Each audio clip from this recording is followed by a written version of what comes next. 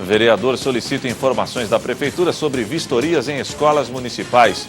Continua repercutindo em todo o mundo conflitos entre venezuelanos e Guarda Nacional Venezuelana na divisa da Venezuela com o Brasil e a Colômbia. Terça-feira, dia de conferirmos as ofertas de empregos disponíveis na região. Brasil vive um surto de sarampo. Já são mais de 10 mil casos da doença, segundo o Ministério da Saúde. Ministro da Saúde, Luiz Henrique Mandetta, liberou recursos para 43 municípios catarinenses. Criciúma será contemplada. E no esporte, lateral esquerdo Marlon está confiante na recuperação do Tigre no campeonato catarinense. As notícias de Criciúma e do sul de Santa Catarina você confere a partir de agora. No ar pela TV Primavera, Informe Região.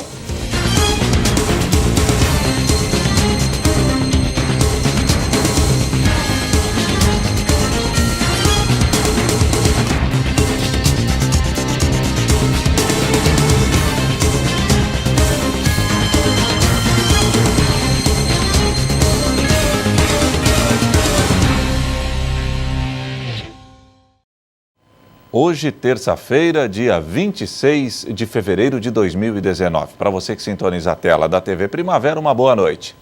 O vereador Júlio Kaminski de Criciúma está solicitando à Prefeitura um relatório sobre as atuais condições das edificações das escolas da rede municipal. A motivação se deu a partir dos problemas registrados no Colégio Amaro João Batista, no bairro Vila Nova Esperança. O vereador Júlio Kaminski apresentou um requerimento endereçado ao Executivo, solicitando os relatórios completos de vistorias do Corpo de Bombeiros e Defesa Civil de todas as escolas da Rede Municipal de Ensino de Criciúma e da AFASC. A preocupação, segundo o parlamentar, aumentou após a interdição parcial da escola Amaro João Batista, localizada no bairro Vila Nova Esperança. Há pouco mais de uma semana, parte do forro da instituição caiu, dando sequência à apreensão sobre a situação da estrutura. Eu tenho acompanhado, desde outubro do ano passado, a situação do Amaro, e eu chamei atenção naquele momento, da necessidade de apresentar um laudo do Corpo de Bombeiro da Defesa Civil acerca do colégio ali da Vila Nova Esperança. Então, nós percebemos uma situação que, aparentemente, não houve uma preocupação maior por parte do poder público.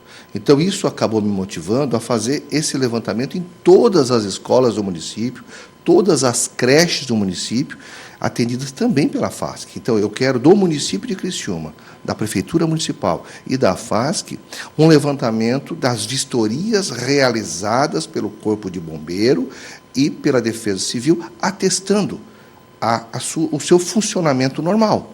Se não foi feito isso até agora, que o façam, sob pena de a gente continuar colocando em risco as nossas crianças. Segundo o vereador, em uma das suas visitas ao colégio na Vila Nova Esperança, a direção informou e atestou que a estrutura possuía todos os laudos para estar em funcionamento. Eu não duvido da capacidade técnica, tanto da Defesa Civil como do Corpo de Bombeiro, eu não duvido disso. O que me preocupou é que o colégio havia sido fiscalizado, tanto pelo Corpo de Bombeiro quanto a Defesa Civil, e foi dado a escola apta para o funcionamento. Ora, isso me preocupou, isso me causou uma certa estranheza. Tá? Naquele mesmo colégio foi identificado em novembro as irregularidades do parquinho, por exemplo. Tá? Os balanços estavam com moeirão podre, caindo, e estava lá a mostra e à disposição para as crianças continuar brincando. Então, nos parece que não está havendo uma responsabilidade, sabe? As pessoas não estão tendo a dimensão do que isso representa efetivamente. E não dá para admitir ocorrer um acidente e depois tentar se preocupando com isso. Nessas situações, ao Legislativo cabe fiscalizar, conforme reforça Júlio Kaminski. Eu tenho essa preocupação e acho que nós temos que estar fiscalizando, sim. Nosso papel está ficar em cima, não deixar as coisas acontecer. E, te confesso, vou receber os laudos, vou receber as avaliações, tanto do Corpo de Bombeiro quanto da Defesa Civil, e depois eu farei um comparativo in loco, pelo menos por amostragem de algumas escolas, para ver se realmente foi feito o dever de casa, o serviço certinho. Isso eu vou fazer. E ele cobra que a prevenção é a melhor saída para evitar problemas futuros. Com toda certeza. Nós fizemos o trabalho da fiscalização. Nós estamos em cima, apontamos os problemas, demonstramos as irregularidades e como um parâmetro de prioridade. Ou seja, a gente identifica alguns problemas do município e traz esse assunto para discussão, né? E esse assunto serve para uma análise do próprio executivo das prioridades. Ora, é legal fazer rua, é legal fazer o asfalto. Isso é bacana. Quem é que não quer ver na frente da sua casa toda asfaltada? É bacana isso. Agora, para isso, eu tenho que estar bem de saúde, eu tenho que ver as nossas crianças bem atendidas nas escolas, sabe? Eu acho que existem prioridades, e essas prioridades têm que ser dada atenção. Nós fazemos o nosso papel na medida em que nós levantamos os problemas. Agora, o Executivo tem que ter essa consciência de que precisa resolver o problema. Afinal de contas, quem tem a caneta, quem toma a decisão é o Executivo. Feito o requerimento na Câmara de Vereadores, o Poder Executivo tem um prazo para a resposta. O prazo legal, tá, é de 30 dias. Ele recebe o material, recebe o nosso requerimento, que imediatamente a Câmara despacha, e o Executivo, em 30 dias, ele é obrigado a apresentar tudo o que a gente pedir. Se não fez, ele vai dizer que não fez e que deverá fazer. E aí nós vamos estabelecer data para que isso aconteça. Final de semana tenso na fronteira do Brasil com a Venezuela continua repercutindo em todo o mundo. Imigrantes venezuelanos e a polícia bolivariana entraram em conflito no sábado e também no domingo. 84 pessoas ficaram feridas. Para discutir a situação, o vice-presidente Hamilton Mourão esteve em Bogotá, na Colômbia, para a reunião do chamado Grupo de Lima. Em discurso, Mourão afirmou que o Brasil quer a Venezuela de volta ao convívio democrático. Para discutir a situação das fronteiras com a Venezuela, o Grupo de Lima, união de 14 países do continente americano, entre eles o Brasil, formado em 2017, se reuniu nesta segunda-feira. O encontro teve a participação do vice-presidente dos Estados Unidos, Mike Pence, e do opositor do presidente venezuelano Nicolás Maduro, o autoproclamado presidente interino da Venezuela, Juan Guaidó. Ele pediu para que todas as opções sejam mantidas abertas contra Maduro após a fracassada operação humanitária no último fim de semana. O ministro das Relações Exteriores da Colômbia e anfitrião do encontro destacou o esforço de alguns países, com o apoio do grupo, para facilitar o fornecimento de assistência humanitária para os venezuelanos, mas que o governo de Maduro respondeu com o uso da força e violações maciças dos direitos humanos. O vice-presidente americano Mike Pence prometeu novas sanções ainda mais fortes, ao que classificou de rede de corrupção financeira do regime de Nicolás Maduro. O vice-presidente Hamilton Mourão e o ministro das Relações Exteriores, Ernesto Araújo, representaram o Brasil. No discurso, Mourão afirmou que o governo brasileiro acredita que é possível encontrar uma solução sem qualquer medida extrema para, segundo ele, devolver a Venezuela ao convívio democrático das Américas. Brasil crê firmemente que é possível devolver Venezuela ao convívio democrático das Américas, sem qualquer medida extrema que nos confunda como nações democráticas com aquelas que serão julgados por la história como agressores, invasores e violadores de las soberanias nacionais. O vice-presidente ressaltou ainda que, no contexto atual, o governo brasileiro reconhece que a Venezuela não vai conseguir se livrar sozinha do regime de Maduro. À la luz de los acontecimentos acumulados há mais de uma década, sabemos reconhecer que Venezuela não logrará livrar-se sola de la opressão del régimen chavista.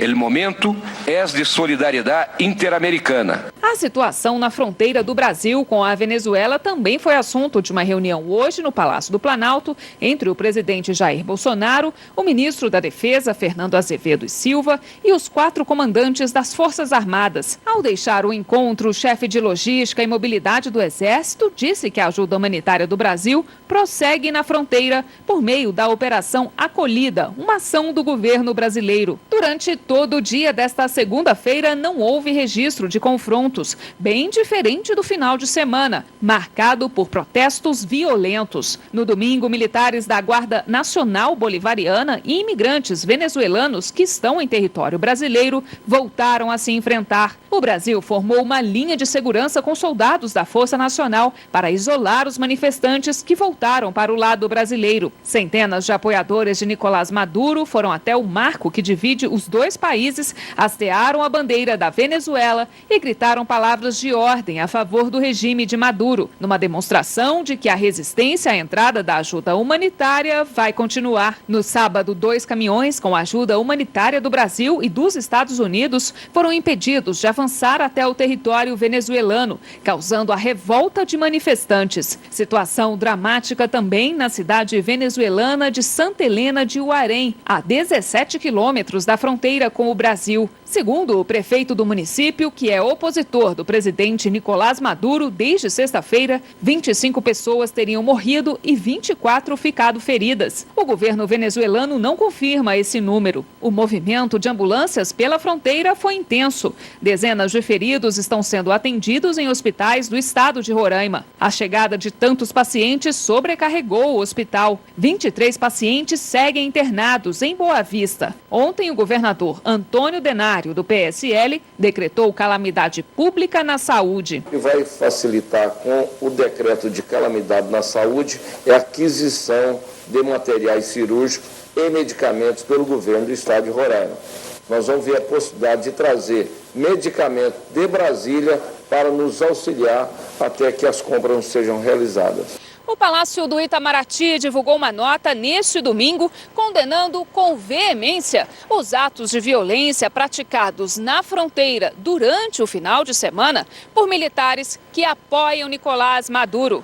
A nota diz que o uso da força contra o povo venezuelano, que anseia por receber ajuda humanitária internacional, caracteriza o caráter criminoso do regime de Maduro. Segundo o Ministério das Relações Exteriores, trata-se de um brutal atentado aos direitos humanos e conclui com um apelo do Brasil para que a comunidade internacional reconheça o governo legítimo de Juan Guaidó e exige que cesse a violência. A seguir, ministro da Saúde Luiz Henrique Mandetta liberou recursos para 43 municípios catarinenses. Criciúma será contemplado.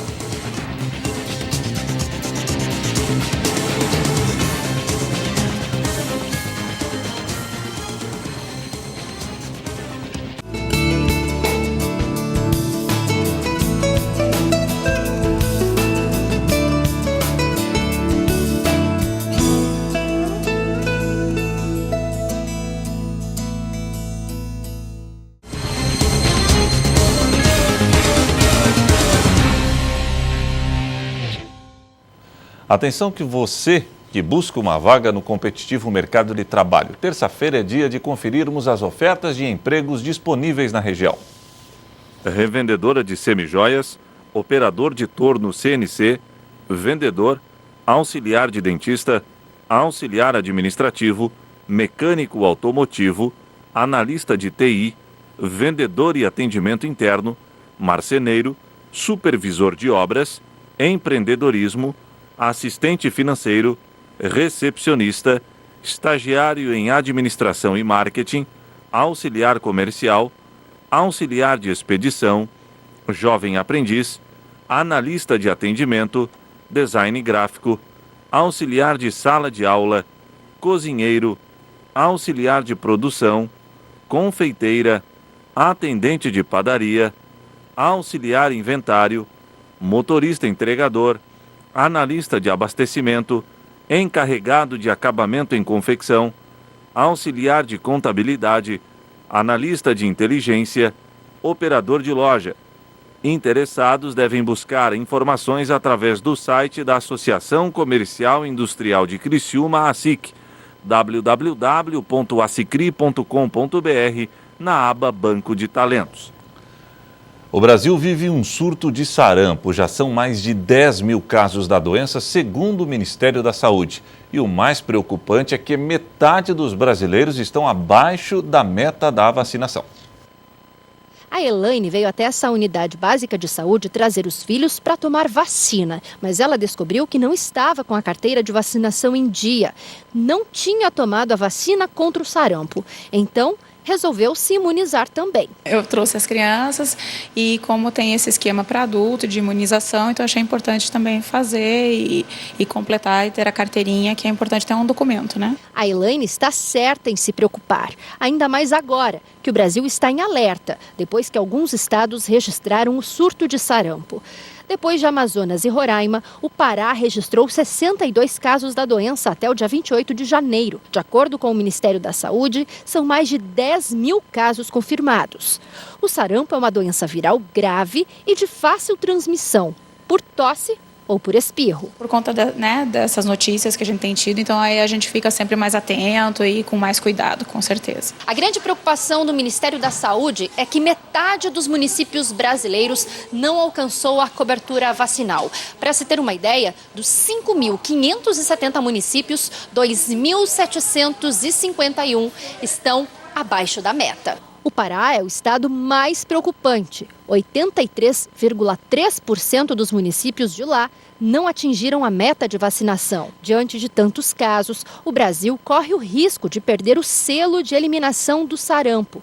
E ainda existe o risco da disseminação do vírus para outras regiões do país. Nós recebemos o selo de eliminação do sarampo da Organização Mundial de Saúde em setembro de 2016, porque não havia casos, o vírus não estava circulando no nosso país. Então, a partir de 2017,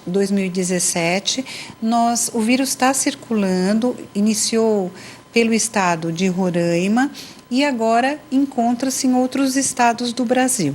A imunização contra essa doença exige 2 doses. É dada aos 12 meses de vida, com a versão tríplice viral, e a segunda aos 15 meses, com a tetraviral. Os adultos que não se imunizaram também devem ser vacinados. A injeção é contraindicada apenas para gestantes e pessoas com imunidade baixa. Quem não está imunizado corre o risco de pegar sarampo. Isso, principalmente agora que o vírus está circulando no nosso país. Então, muito importante manter a vacinação em dia, principalmente a vacinação das nossas crianças. Mandetta liberou recursos para 43 municípios catarinenses. Criciúma será contemplada. Confira na reportagem da jornalista Débora Correia. Em sua visita ao estado, o ministro da Saúde, Luiz Henrique Mandetta, anunciou o repasse de mais de 30 milhões de reais de recursos federais para Santa Catarina. Os investimentos serão para 43 cidades para serviços de hemodiálise, novos leitos, unidades de pronto atendimento, as UPAs, e ampliação do Serviço de Atendimento Móvel de Urgência, o SAMU. Para Criciúma, 2 boas notícias: a habilitação de 12 leitos de UTI para o Hospital São José, além da habilitação da UPA da Próspera, que possibilitam um incremento de recursos e equilíbrio nas contas. Estou trabalhando aqui em Santa Catarina hoje, a convite do governador do estado, da bancada federal, reconhecendo que o governo federal tem recursos a serem disponibilizados a Santa Catarina por serviços que já haviam sido abertos, que estavam represados, onde nós os juntamos todos numa portaria única que totaliza aproximadamente 30 milhões de reais, mais as ambulâncias que estavam represadas para serem entregues, e ouvindo os pleitos dos prefeitos, do governador, da bancada federal, para que a gente possa trabalhar para aproximar o teto de recursos financeiros de Santa Catarina da média nacional, já que aqui é mais baixo, por um problema histórico, e também para poder amparar a abertura de alguns serviços novos. O governador destacou a importância da visita e dos repasses ao estado. Importante a visita do ministro para Santa Catarina, não só na questão dos investimentos, mas de vir aqui sentir o nosso estado, conhecer as demandas. Conversamos bastante, almocei com o ministro hoje, juntamente com a equipe do governo. Em sua visita, o ministro reconheceu a demora no repasse do recurso federal a Santa Catarina. O governo federal, ele vem, o orçamento que a gente recebe, a política que a gente recebe, que a gente herda dos governos anteriores, ela vem com um atraso de quase um ano e meio, em relação à abertura dos serviços, muitos serviços que são custeados até que chegue o governo da União por 4, 6, 8, 10, 12 meses. Então a gente consolidou, deu uma arrumada aqui em Santa Catarina, mas isso é um trabalho que vai ter que ser feito em todo o território nacional. O governador destacou os pontos que precisam melhorar na saúde de Santa Catarina. A gente imagina que isso deveria ser automático, né? Provavelmente, assim, verbas fundo a fundo seria o ideal, nós não precisaríamos estar pleiteando repasses. A gente entende que a administração pública tem que funcionar como uma empresa funciona. Você tem as demandas, você separa o orçamento, esses orçamentos são disparados, entregues aos municípios, aos estados, para que eles façam as políticas públicas da forma mais republicana possível. Portanto, com controle, a saúde precisa de controle de processos de inteligência para controlar fluxo tanto de medicamentos quanto de equipamentos na saúde. Nós precisamos informatizar cada vez mais a saúde para que a gente possa fazer render os poucos recursos que são investidos em saúde no Brasil e em Santa Catarina. Algumas demandas foram cobradas do ministro da Saúde. Segundo o governador, há situações prioritárias. Nós temos cirurgias eletivas para serem realizadas, conversava com o ministro também sobre esse aspecto, de que forma a gente pode priorizar os atendimentos em parceria com o governo federal. A revisão da tabela do SUS é uma demanda importante para Santa Catarina, não só do nosso estado, como de todos os outros estados. E a entrega do governo federal das verbas que de fato ele precisa entregar para os estados, descentralização de recursos. Com isso, nós deixaríamos de ser deficitários na saúde e teríamos condição de fazer uma entrega melhor ao cidadão. A gente entende que a infraestrutura está intimamente relacionada à saúde também. Muitos acidentes, muita gente ocupando leitos hospitalares por conta até de uma infraestrutura fragilizada. O Brasil é um país politraumatizado, eu costumo dizer, que ele tem vários gargalos, um deles é a infraestrutura que reflete diretamente na saúde pública do país. A seguir, Marlon, lateral esquerdo do Criciúma, está confiante na recuperação do Tigre no campeonato estadual.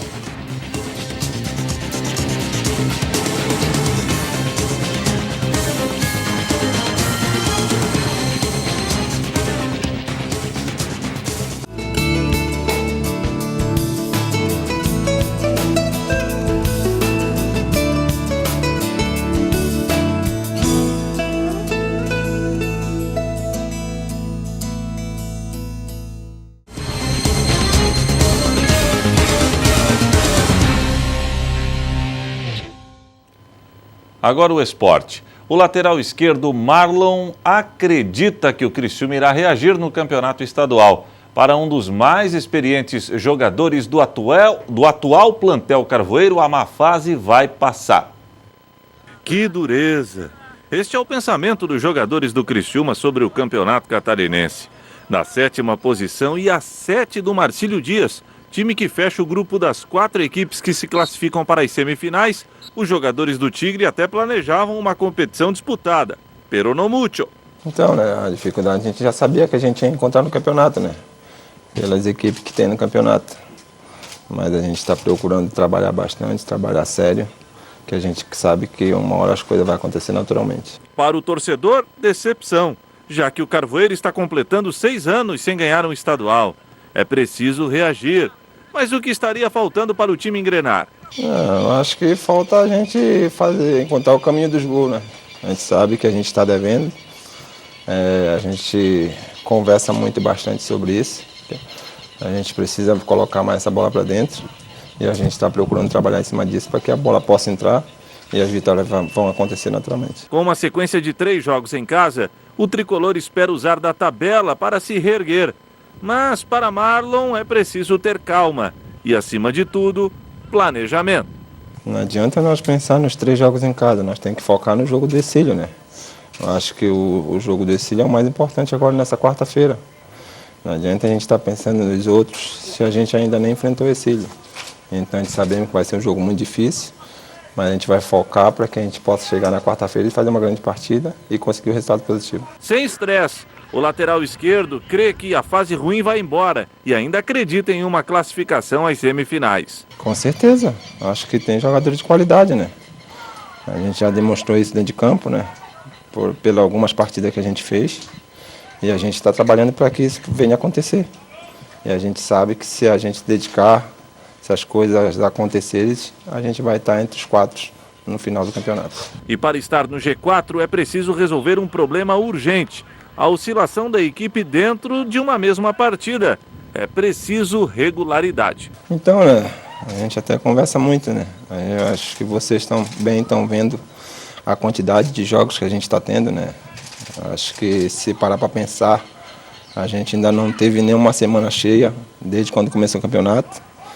Mas isso daí é que a gente fala, né? A gente tem que tentar tirar, tem que sobressair sobre isso aí e procurar representar da melhor maneira possível a camisa do Criciúma. Hoje o Mundo Pet invadirá o Sala de Entrevistas. A educação do melhor amigo do homem é pauta desta terça-feira. Hoje no Sala de Entrevistas, o educador de cães André Bressan conta sobre os desafios desta profissão que a cada dia está mais inserida no contexto da sociedade.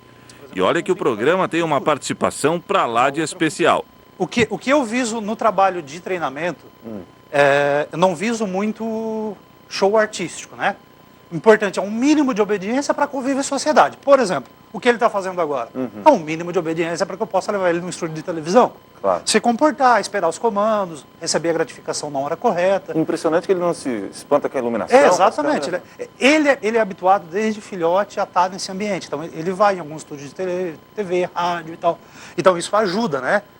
Às vezes o nosso telespectador lá está vendo, pô, mas se eu levar meu cachorro lá, ele vai quebrar tudo, derrubar as câmeras e tal. Vai precisar de socialização, vai precisar estar interagindo com o ambiente, com reforço positivo, para que ele faça uma boa associação com o ambiente. Então vou trabalhar com ele um pouquinho aqui. Vamos lá. Junto. Vem. Senta. Fica. Bonito. Fica. Bonito. Fica. Fica. Senta. Fica. Junto. O Sala de Entrevistas vai ao ar logo após o Informe Região. Você sintoniza a programação da TV Primavera através dos canais 12 no analógico e 12.1 no digital, via sistema de TV aberto. Assinantes da NET TV a cabo assistem o Sala através do canal...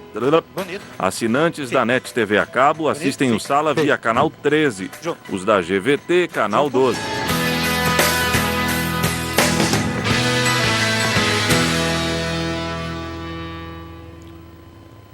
E o Informe Região desta terça-feira fica por aqui. Voltaremos amanhã, se Deus assim permitir. Boa noite.